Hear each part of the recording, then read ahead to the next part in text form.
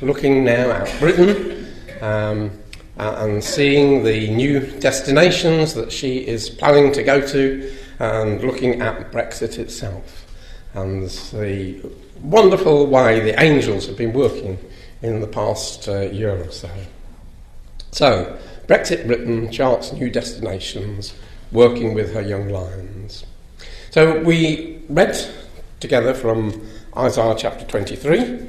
Let me just open it in. We recognise this is a chapter that deals with the city of Tyre, which was the main mercantile power in the time of the prophet Isaiah, and in the time of Ezekiel too. Tyre was to the north of Israel, a thriving port. Nations came from all around the world to the markets there to exchange goods. But Isaiah was seeing here the ending of Tyre as the city to the north of Israel. And we're not going to look at the history of it, but Nebuchadnezzar came and besieged it and caused them to move over to the little island offshore. And then several hundred years later, Alexander the Great comes along, builds that causeway out to the city, and Tyre, as it was known then, came to an end. But the interesting thing is that in this prophecy, we read in verse 7, her own feet shall carry her afar off to Sodom. So that's giving us an indication that the power of Tyre might disappear from its location, where it had always been, to a new location which is afar off. And again, it is a fascinating study, and not part of our talk this morning, to trace how the maritime power moves steadily westward until in Elizabethan times it arrives at the shores of Britain. And Britain carries out the mantle of a maritime power with its ships, doing trade around the world, bringing goods to and fro, importing, exporting. And we believe that Britain is the latter-day Tyre power, because it is quite evident, as we read through that chapter, that there is a future Tyre that will be working to help the Lord Jesus when he comes back, in helping bring back the Jews and building Israel from the ruins that it has been left by the Gogan forces. So it is clear from Isaiah and other passages that there is to be a latter-day Tarshish power, and we believe that Britain fulfills that role. Now, there's an interesting aspect to this, is that Tyre was to be forgotten for 70 years prior to this time when she will be working with the Lord Jesus. I mean, it doesn't say the Lord Jesus, but when we're working for Yahweh. So she's to be forgotten 70 years according to the days of one king. And after the end of 70 years, Tyre's going to sing as an harlot. Take an harp, go about the city, thou harlot that hast been forgotten. Make sweet melody, sing many songs, that thou mayest be remembered. And it shall come to pass, after the end of 70 years, that Yahweh will visit Tyre, and she shall turn to her hire, and commit fornication with all the kingdoms of the world upon the face of the earth. And then we have this concluding verse, and her merchandise and her hire shall be holiness to Yahweh. It shall not be treasured nor laid up, for her merchandise shall be for them that dwell before Yahweh, to eat sufficiently and for durable clothing. So in some sense, in this revival of Tyre, after a period of 70 years, she acts as an harlot, trading power, and then that power is going to be used in the service of the Lord Jesus Christ. And I believe that we are in this period of the ending of the 70 years. It's difficult to know just when to start dating, and obviously hindsight gives us a clue.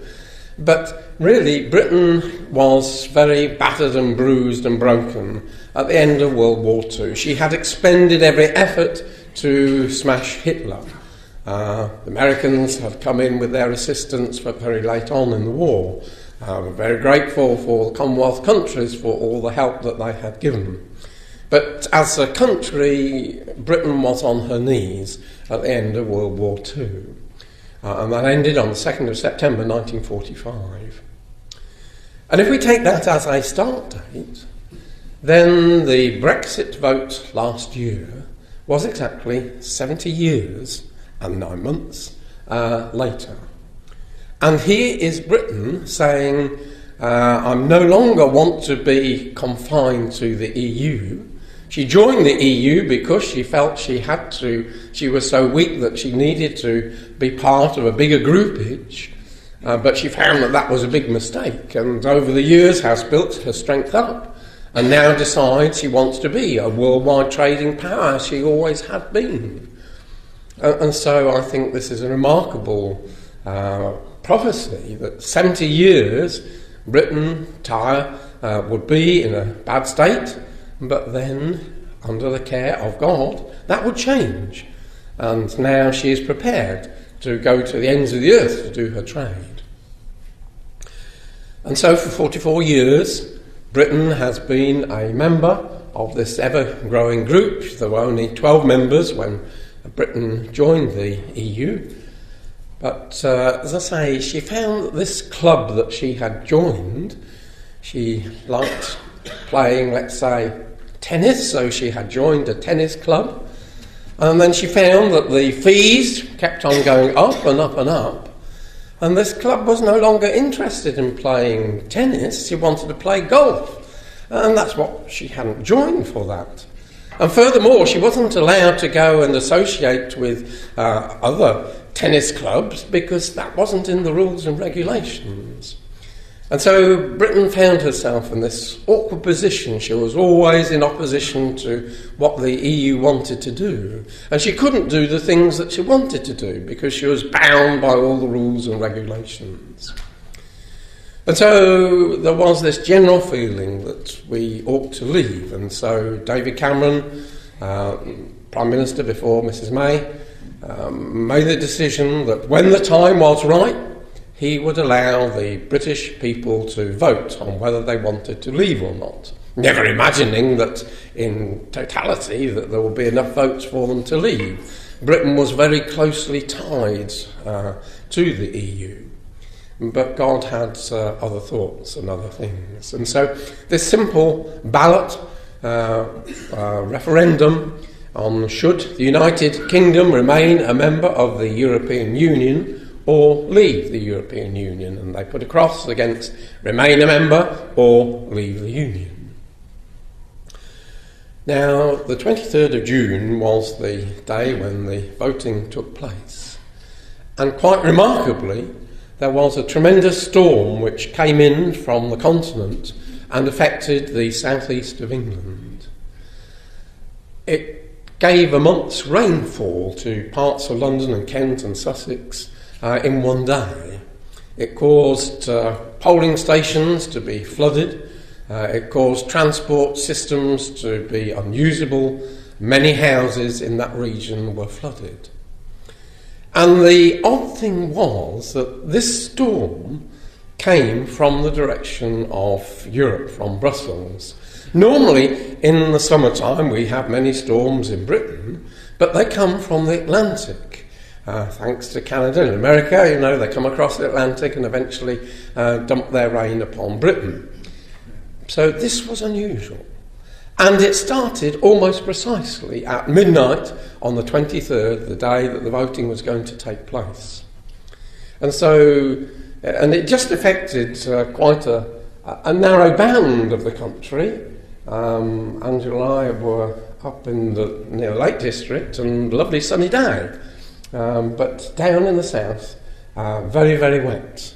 Now, one needs to appreciate that this was the area where the London commuters live, and London was very much for remaining in the EU. They built up all their wealth by being members of the EU and the ease of banking and all that. So in the very area that would have voted to remain, many people didn't go to vote because they couldn't. They were bailing out their houses. It disrupted life just for one day. And this comment in the Express: summer storms almost always hit Britain from the Atlantic. The huge storms smashing the country today, this is from their website, swept in almost precisely at midnight from the direction of Brussels. Although not unheard of, it is of course very coincidental that the low pressure causing the heavy downpours over Britain today is coming in from Europe. Was it coincidental, or was this the angelic hands? Well, we know what it was. So the vote was taken, and unlike normal voting in Britain, the end result was the total number of votes added up for those who wanted to stay, those who wanted to remain, and whichever was the highest total would be the winner. Now, Britain was divided. England and Wales, majority voted to leave, 52% in both those cases. In Northern Ireland and Scotland, the majority was to remain. But because Northern Ireland and Scotland are very small populations, that was all outweighed. So quite a small majority, 52% to 48%, was the overall result. So it was to leave. So you can see there the population of Scotland, although it's 32% of the landmass, it's only 8% of the population, and Northern Ireland 6% of the landmass, but only 3% of the voting. And you can see how it is a united kingdom. These four nations came together and worked together. And when we come to Ezekiel 38 and we have that description of the merchants of Tarshish in the plural, we can see how accurate God was when he dictated these words to Ezekiel. And I believe that the union of the four countries will hold together through thick and thin. And so, as I said earlier, when the cartoonists look at the things from Britain's viewpoint, Britain is sailing away from the EU. Now, under the latest treaty that was drawn up, the Treaty of Lisbon, there was an Article 50, which is the last major article. There is a 51, 52, 53, but they're very minor things. So the last part of the Treaty of Lisbon, for the first time in any treaty that the EU had made, had put in a provision that if a nation wanted to leave, then there was a procedure. They had to give formal notice that they wanted to leave. There would be a 2-year slot for negotiations, and then they would leave. And I think perhaps when that was put together, nobody ever thought that anybody would want to leave the EU. And so Britain triggered this Article 50, and this is the first time it has been triggered. And that was triggered, although the vote was taken in the middle of last year, because one's only got a 2-year time slot to do all the negotiations. Britain wasn't in any hurry to actually start the clock ticking down. So it wasn't until the 29th of March that the British representative handed over the letter which Mrs May had written to the EU, formally saying, we want to leave, start the clock counting down, start the negotiations so that we can leave. Now, as a result of the leave vote, David Cameron resigned that morning, and after a short while Mrs May emerged as the leader of the Conservative Party.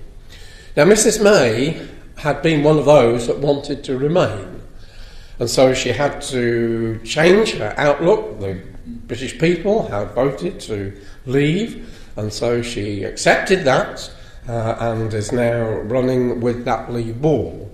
But in her heart of hearts, she wanted to remain. And again, the cartoonists get it so well. So this is following delivering of the letter. Can we stay friends?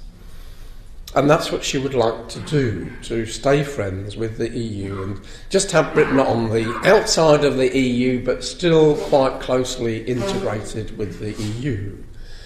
But I believe the angels have different plans. If you can remember the map I showed you of the division of the Roman Empire, I showed a map. And Sister Angela corrected me, I showed a map which didn't show Britain as part of the Roman Empire. Because Britain was part of the Roman Empire, it was conquered, and in fact Constantine and his father came from Britain. But by AD 400, the Roman armies had had enough of Britain, they withdrew, and Britain thereafter was no longer part of the Roman Empire. So just as in the past, as Britain was part of the Roman Empire and then left and went her independent way, so we have a similar situation. She's been part of the EU and now going to break away from it. And I believe the angels have a role for Britain which is totally outside the EU. Now, in preparation for these talks, Mrs May and the Conservative Party was doing very well in the elections, and she decided that she would call an election in order to boost the number of seats that the Conservatives had. The polls were all in her favour, but it was all a great disaster. And in fact, instead of gaining seats, she lost her majority. It all backfired upon her. And again, I believe that was the angelic hand. If she had increased her majority, then she would have gone into the talks with the EU with a very strong hand and would have had the whip hand. As it is, she's very weak and the party is very divided. And so the EU have the whip hand. And as I say, I believe this is the care of the angels to make sure that Britain gets pushed out so that she can go her independent way. Now, as a result of losing her majority, she had to find another party to come and help the Conservatives to get votes through Parliament. And she picked the DUP, the Democratic Unionist Party, which is a Northern Ireland Protestant party, which was founded by Ian Paisley. And they eventually hammered out an agreement, and they now support the Conservatives. And the interesting thing is that this party is very Bible-based.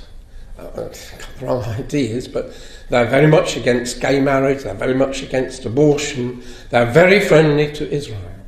And I believe that, again, angelic hands ensuring that the new course that Britain has is going to be pushed upon a certain road, and that is the road of supporting Israel. Now, Mrs May is quite happy with that because she is very friendly to Israel, but she now has a Conservative Party which is divided, but the DUP are very strongly going to be pushing for Britain and Israel to do trade together. And maybe through the DUP there will be some leavening of the godlessness of the politicians that we have in Britain today. So Brexit talks began, and once a month the leaders would meet for about 4 days, have their discussions, then go away and mull those things and come back a month later for next ones. And so we've now gone through 6 rounds of talks. They haven't gone very well at all. Mrs May had her ideas. There's 2 aspects to it. One is, right, you're leaving the club, you have got liabilities, sums of money that you have promised to pay into the budget, and so we've got to agree how much the divorce is going to cost. And then the other aspect is, well, how are we going to trade? What's our relationship going to be after this divorce? And the 2 are really linked, because if Britain can have a good trade deal with the EU, then she's prepared to pay money towards it. If there's not going to be a good deal, well, what's the point in putting money. When you leave a club, you don't normally have to pay to leave. You just leave and that's the end of it. So we're in this interesting situation. And Mrs May's thought was, well, we ought to be discussing both these things in parallel. But on day one from the Brexit talks, the EU said, oh no, we're going to settle how much money you're going to pay first. When we're satisfied with that, then we'll look at trade. And we're in this interesting position. We've now come to the end of the year. They have just very reluctantly, because of some last-minute scrambling, agreed that Britain has probably satisfied them as far as the money is concerned, and they're expecting to start what kind of a trade agreement is going to be made in the beginning of the new year. My gut feeling is, and I could be totally wrong, is that probably they won't be able to get an agreement and Britain will leave without an agreement. But we shall see. The thing is that Europe does more business with Britain than Britain does with Europe. Europe, as far as Britain is concerned, is a shrinking market. The world's a much bigger market. And so it's in the EU's interest not to raise too many barriers, because if they put barriers on Britain, Britain's going to put those same barriers on them, and they'll find it's much more expensive to export to Britain, and that will hit their exports. So that will damage the EU. The EU's got more to lose than Britain has. Britain has a network of countries that she can deal with very rapidly and quickly. So we shall see, and I don't want to spend any more time on these, but it was all a bit gloomy. But British business people are quite confident. The problem with being a member of the EU is that when you want to make a trade agreement with America or Canada or Japan or anything like that, all 27 or 28 members have to be in agreement. Now, when you've got a France and when you've got a Romania and all countries with different needs and that, it's very hard to find common ground, and so you tend to get the lowest common denominator.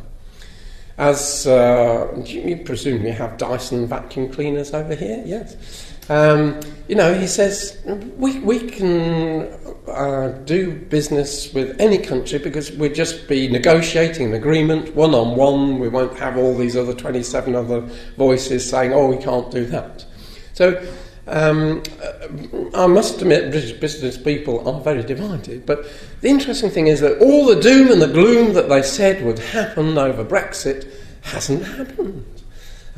We've got very low unemployment, exports are up, everything is up. Though there is a lot of uncertainty as to what is to happen, money is still flowing into Britain. It's quite fascinating. And men like Boris Johnson, who is very much, let's leave that lot behind, the world is our oyster. He set out in September his vision. He started his talk by saying, we were lulled into the EU with false promises. They promised us a common market and it didn't turn out like that at all. And we soon found it was a different agenda. But he said, Britain is the centre of the financial world, and we're not dependent on Europe.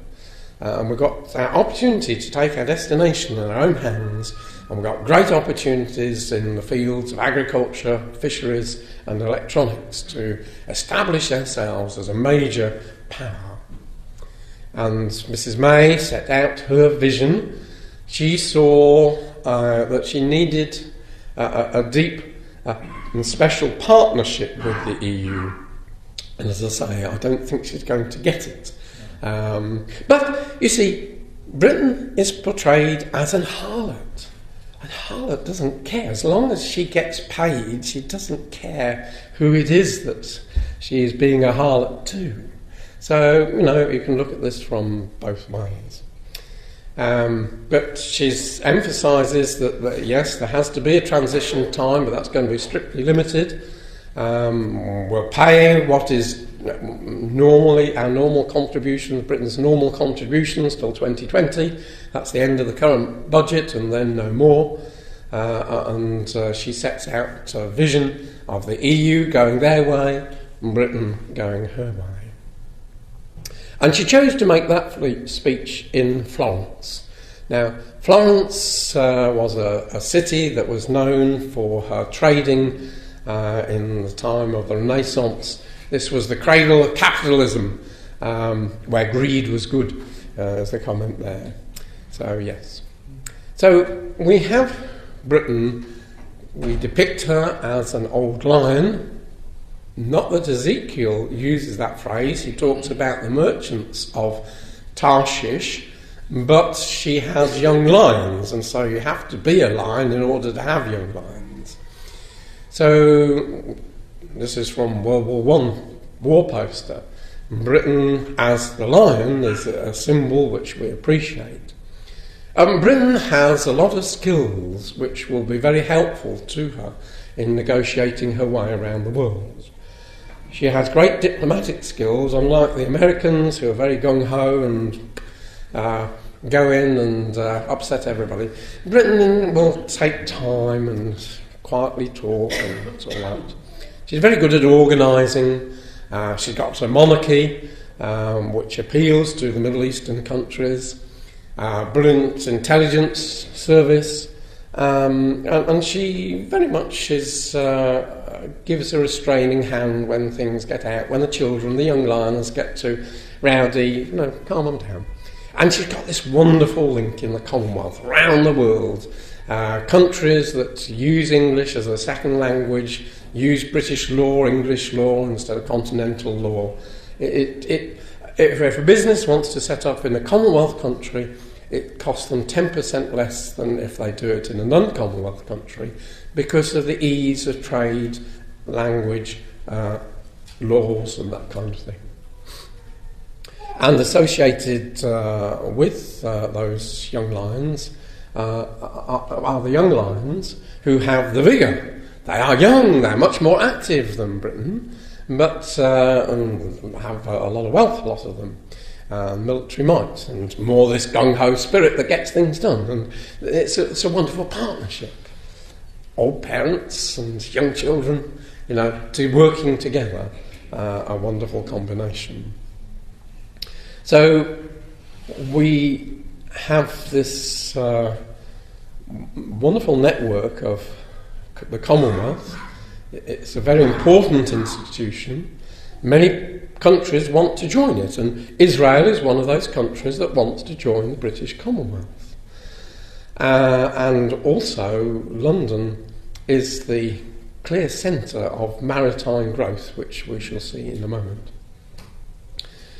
So when we come to Ezekiel chapter 38, and we have this phrase, Sheba and Dedan, the merchants of Tarshish, and all their young lions will say to go, have you come to take us plunder? We saw yesterday the Dedan and Sheba is a very cryptic description of these southern Arab nations who at this time are coming to the defence. Not a very factual defence, because they can't resist this onflowing, but at least they protest at the invasion of Israel. And I say that's a remarkable turnaround, isn't it? The Arab nations protesting at Israel being besieged. And so into this region where these countries are come trading powers. They don't live in these countries, or this isn't their country, but they come along and do trade, these merchants of Tarshish and their young lions. As I say, traditionally we've seen Britain as that merchant power. There's the map of where Tyre was in the time of Isaiah and the time of Ezekiel. And we're given this interesting link that takes us back to Britain. Ezekiel chapter 27 is an incredible chapter describing all the different nations that had market stalls in the city of Tyre, had headquarters there, trading headquarters, business headquarters in Tyre. And it tells us the kind of things that they were trading in. And we're told that Tarshish She traded in the fairs of Tyre with all kinds of riches. So she was a general trader, all kinds of riches, but she had specialities of metals: silver, iron, tin and lead. They traded in their fairs. And we know where those sources of materials came from in these days, and that was Britain. It was a closely guarded secret. The Phoenician sailors would sail through the Straits of Gibraltar and up the coast to Cornwall, and also Wales, where there was tin and lead, and bring them back. And the tin especially was a very important commodity, because mix it with brass, you made bronze, which was so much stronger. And like trade secrets, the Phoenicians didn't want people to know where these things came from. They didn't want other nations to go and get their own supplies. It was a closely guarded secret. Now, this is from the Penguin Atlas of World History, and it marks tin and lead coming from Britain there. And we know that the mining of tin and lead and other things goes way, way back in Britain. Very ancient industry. This is from Her Majesty's Stationery Office book on mining activities in England. The principal economic minerals of southwest England are, of course, tin, copper ores, considerable amounts of lead, zinc, silver, arsenic, antimony, sulphur, iron, manganese have been raised. So those highlighted are the ones that are mentioned by Ezekiel. The date of the discovery of tin in the west of England is not known, but it was being produced about 2,500 years ago. In other words, in the time of Ezekiel, we know that tin was being produced. And so many shipwrecks have been found off the coast with tin ingots, and Phoenician objects found in Cornwall and around there. We know that this was a trade that went on. So Tarshish was trading in the fairs of Tyre, and we believe that Britain has a role, as it had in the First World War, in opening up the area in order that all these little countries of the Middle East would come into being, and Israel was one of those countries that would come into being, that she still has a role in that area. I'll put that map back on. That's precisely the area, the blue area, where Britain is busy working behind the scenes. And Britain is a global giant. She is a leading merchant power. She is the world's largest source of international bank lending, which is so important in trade. And she has the world's largest share of cross-border lending, when one country lends to another in order to do trade. Britain that's where it all takes place, in the various exchanges, Baltic exchanges, etc. in London. So the members of the Baltic Exchange in London handle at some stage 2/3 of all the world's open market bulk cargo. Never seen in Britain, but in London they're organising the shipping, they're organising the insurance and the movement of goods from A to B. Never comes to London, but it is handled there, bought and sold in the markets, in the exchanges in London. The UK has a world-class maritime centre, uniquely placed to help the UK trade its way to prosperity. Shipping is an overwhelming success story for the UK and is renowned for its leadership across the world. UK ports are equipped with state-of-the-art modern facilities and equipment, and there are significant further investment plans. Their ambition will ensure that the UK ports are equipped to handle the world's largest vessels now and well into the future. Some of the new ports are absolutely incredible. The speed at which they can lift all these containers off the boats onto rail tracks and disperse it around. It's absolutely incredible. And she's not just ports and that, but as I say, all the paraphernalia that goes with it, maritime business services. Ship owners need effective ship brokers, lawyers, bankers and insurers. These business services many with a global reach, are a vital part of the maritime sector, and a vast number of service companies are based in London and across the UK. Britain is unmatched for its expertise in shipbroking, insurance and legal and financial services. More vessels are fixed through UK-based shipbrokers, more capital provided by London banks and funds, more vessels insured here than in any other location in the world.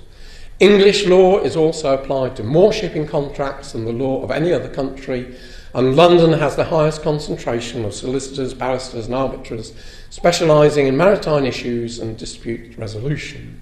This range of activities means the UK can claim to be the world maritime centre. So Britain isn't down and under, she is steaming away. And she has just built the new aircraft carrier using brand new techniques of assembling, using lots of different ports to each assemble a little bit of it, bringing them all together, fixing them together, and they find this prefabrication means that they can streamline the building of boats, and Britain now is capable, is learning the skills of how to build ships in a very short period of time. And this new aircraft carrier will be state-of-the-art, state of the world. Now the government realises Brexit means we've got to do more shipping, we're going to be an exporting, importing country. And so the Red Duster, which is the merchant navy, the government is working to double the size of the UK ship register from 16 to 30 million gross tonnage after we leave, and build a new partnership with the EU, propelling the UK from 15th place into the top 10 global maritime nations. This will be good for the UK, helping boost trade and exports, creating jobs and ultimately boosting the economy across the UK. So Britain has been forward-thinking. As soon as the Brexit vote was taken, the maritime sector said to the government, look, we've got to talk. We're going to need more ships, we're going to train more sailors, and they've set in motion all that is necessary. And Britain is this unique mother country. There's no other country fits the bill of having a mother and young lions. This map was in 1898, so by that time America was independent. She became independent in the 1770s. I believe that United States is one of the young lions. And across the world there is this network of countries who look to Britain as the mother country. And this is about the United States officially joining the Commonwealth. It's never too late to join. In anticipation of the Commonwealth forming a key role in Brexit trade, the Royal Commonwealth Society has opened an office in the USA in Mississippi, in anticipation that one day the US may join the Commonwealth. Under Donald Trump, with his Scottish ancestry, this may happen soon. The fraternal links between the UK and the USA are strong and well established beyond our language, common legal systems and common interests, the spokesman said. In a similar vein, the US has natural connections based on language, culture, commerce and security with the breadth of Commonwealth countries. The establishment of a branch of the Royal Commonwealth Society in the US will help to strengthen these links to mutual advantage. So that will be interesting if Israel and other countries join the Commonwealth. The Commonwealth is a living, dynamic thing. As I say, even countries that were never under British rule are wanting to join. And I love this quote because this is so apt to the relationship between Britain and her former empire members, now in the Commonwealth. Out of the English Civil War came a race of Englishmen who lasted 300 years, who built the British Empire and saw it not crumble like the Roman and Spanish empires had done, but grow into separate nations, as children do when they leave the family. And that is so spot on, isn't it? And all associated with Israel. When Britain, First World War, Americans, Canadians, Australians, New Zealanders, they were all helping in that work. And if you want more information, I've been quite brief, but Matt Davis has published this little book, The Destiny of Britain Foretold in the Bible. You can either buy a copy, or if you want a free copy, if you just go to the Christopher Studies service, find the cover of that book, click on it, you can then download it as a PDF. Well worth looking at. So the remarkable thing is that this Commonwealth has been held together by this remarkable woman. She was anti being in the EU, she would say, she has to be very careful because she has to be seen to be above politics, but she's no fool, is the Queen. So she would say to people, give me 3 good reasons why we should remain in the EU. And obviously nobody was able to give her 3 good reasons why we should. And there was quite a stir when the Sun magazine, newspaper, had this as their headline, Queen backs Brexit. But she's a remarkable lady, and I don't know whether you've seen this booklet, came out last year in commemoration of her 90 years. And the servant queen and the king she serves, she makes it quite clear who the king she serves is, and that's the Lord Jesus Christ. A remarkable book, a remarkable queen. Now, Isaiah 23 talked about 70 years according to the days of one king, one ruler. Now, at 65 years she's been ruling Britain. She is our longest monarch ever, and it's not inconceivable that she would continue for another 5 years to make the 70 years described here. And interestingly, people say, well, it's about time when you're over 90 to hand over to Charles. But she realises that Charles isn't of the same material, and she is determined. Well, let's just read what it says. Royal sources dismiss growing regency rumours. The Queen has passed some duties to younger royals, but pledged on her 21st birthday to serve the nation for her whole life.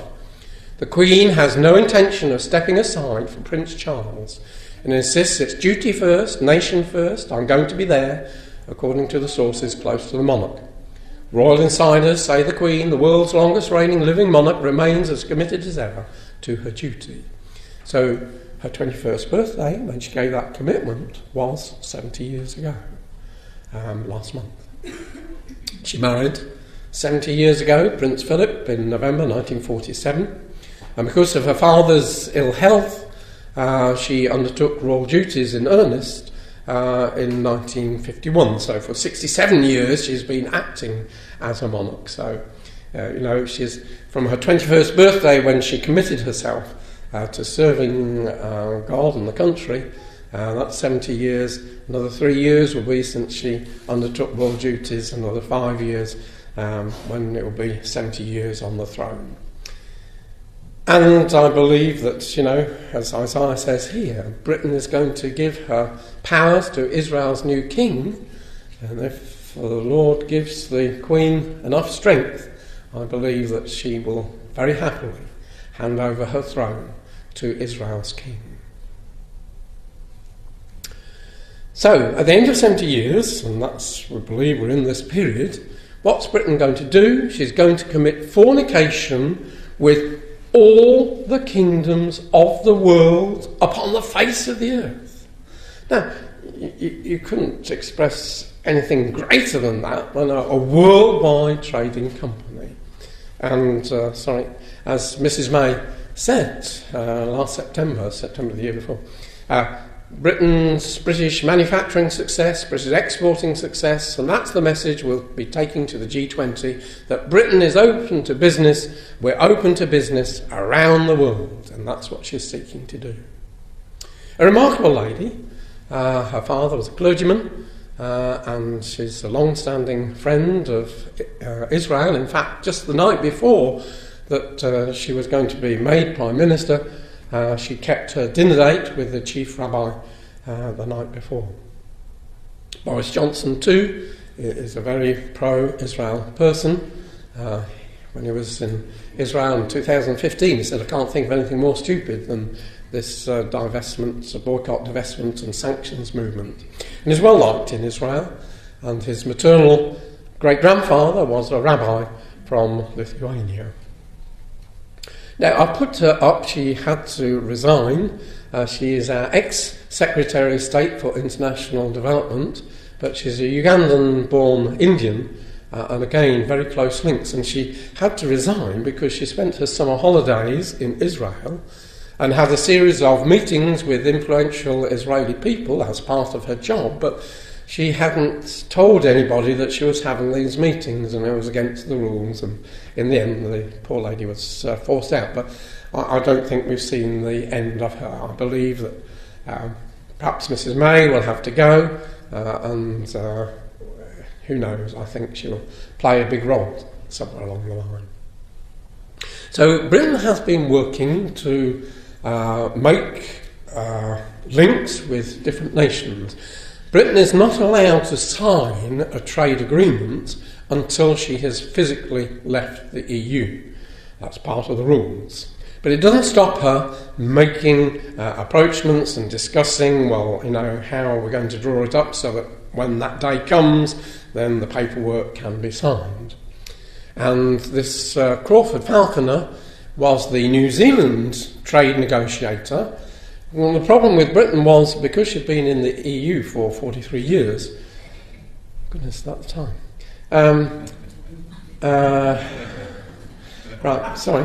had lost all her negotiators because they hadn't been needed. So she's had to bring them in, and he now has moved to Britain, has been working since August time to reorganise things. And Britain has set up a group in order to be able to negotiate trade agreements. So Britain and Israel, very strong links. Those are just some of the headlines. An interesting report, I've just got a black and white copy there. BICOM is British Israel Communications. 12, 13, 14 page report of how Britain, post-Brexit, and Israel, what they're going to do together. They do a lot already, but Britain is bound by EU rules and regulations which stop her doing a lot. So, the world's an oyster. Britain sees Israel as a most important market. And so Mrs May has twice this year gone into the Middle East to strengthen the post-Brexit links with other trading partners. So she's been in Saudi Arabia and Jordan. Let's just look at this. She sets out her post-Brexit Middle East strategy. May dismissed suggestions that Britain will be stepping back from the world. She said, "We understand that we best defend our values, our interests and our way of life by working together with our international partners to uphold the international rules-based system." May said, "Under my leadership, we remain profoundly and unequivocally committed to supporting the security of this entire region, for example, with our Royal Navy continuing to patrol the Gulf, as it has done for decades." And so she wants to offer the region a security partnership, helping you defend and protect your borders and your people from external aggression. So Britain is saying, we're going back east of Suez. This is where we're coming back to, because it is vital. As a trading nation, we've got to keep the Suez Canal and that clear. So for trade, we're going to be in this region. We're merchants in that region. And this is from The Economist, which is, the headline was truly remarkable. With silver and lead, Britain woos new allies in the Gulf, and it uses the word merchant. So the very language of Ezekiel chapter 27, silver, lead, blah, blah, blah. Now, by silver and lead, it's not saying we're exporting lead to the Middle East. Lead is in the sense of weaponry. With silver, money and weapons, Britain woos new allies. Brexit has been given added impetus to Britain's renewed interest in the region. Just as it ended colonial rule in the Gulf on the eve of its accession in 1973 to the EEC, so now Britain is wooing old partners with a succession of visits. British forces will deploy to Oman after they pull out of Germany in 2019.